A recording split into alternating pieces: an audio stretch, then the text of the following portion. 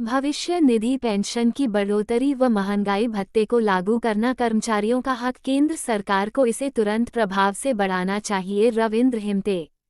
नमस्कार, उदयपुर डेली खबर राजस्थान में आपका स्वागत। 7 नवंबर 2025।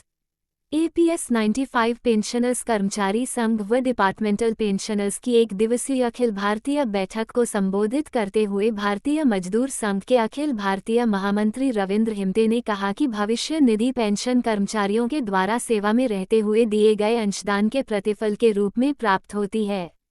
अतः इसकी नियमित बढ़ोतरी व महंगाई भत्ता कर्मचारियों का अधिकार है।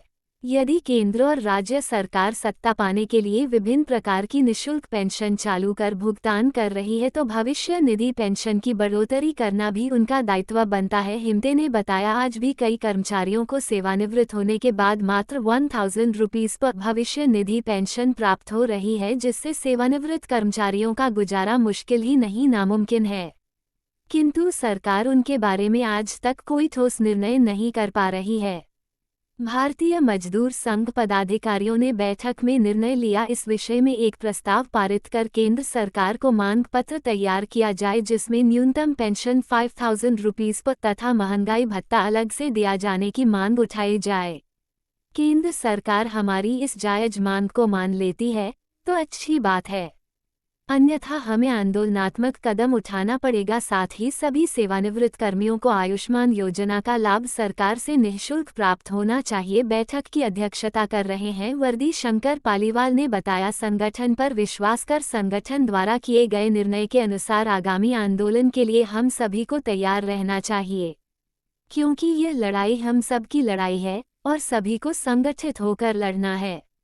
बैठक में विभिन्न प्रदेशों के लगभग 67 प्रतिनिधियों ने भाग लिया और पेंशन व अन्य समस्याओं के बारे में चर्चा निराकरण हेतु प्रयास करने के साथ ही विभिन्न विषयों पर भी चर्चा की गई। मंच संचालन रमन सूद ने किया। आयोजन में सहयोग गजेंद्र सिंह, रमेश सिंह, राजकुमार गौड़, हेमंत गर्ग, विजयपाल, लोकेश मेनारिया।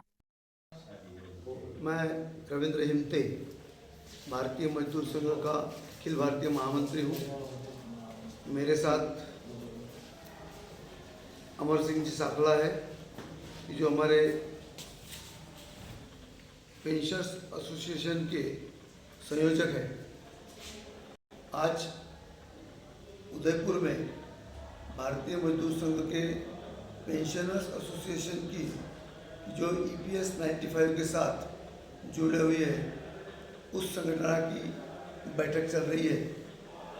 इस बैठक में सरकार द्वारा 2014 में जो मिनिमम पेंशन 1000 रुपये दी गई थी, उसको बदलकर भारतीय मजदूर संघ की जो मांग है कि मिनिमम पेंशन 5000 रुपये होना चाहिए और उसके साथ डीए जो है वो उसको जोड़ा जाए और आयुष्मान भारत योजना का भी लाभ पेंशनर्स को मिले।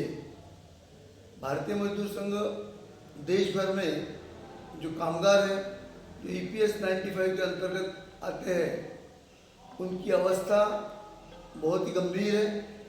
1000 रुपये माह में दोनों पति पत्नी का निर्वाह होना बहुत मुश्किल है, इसकी जानकारी सरकार को भी है, लेकिन फिर भी सरकार इसकी तरफ ध्यान नहीं देती।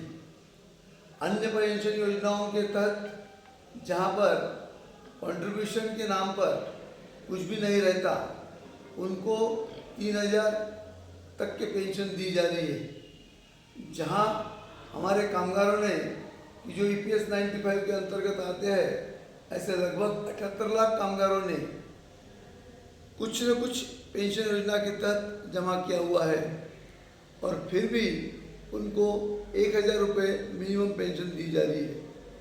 हमारी आशा है कि यह सरकार कम से कम 5000 रुपये मिनिमम पेंशन एवं जो पेंशनर्स 5000 रुपये के ऊपर पेंशन पा रहे हैं, उनको 1000 से 5000 के ऊपर का जितना 4000 रुपये का बेनिफिट है, वो बेनिफिट के साथ उनकी पेंशन आगे बढ़ाई जाए, उनको डीए जोड़ा जाए और आयुष्मान भारत योजना जोड़ी जाए। यह मांग पर इस विषय में बैठक हो रही है और उस अनुसार यदि आवश्यकता हो तो आंदोलनात्मक कार्रवाई भारतीय मजदूर संघ इस विषय में करेगा, ऐसा इस बैठक में तय हुआ है।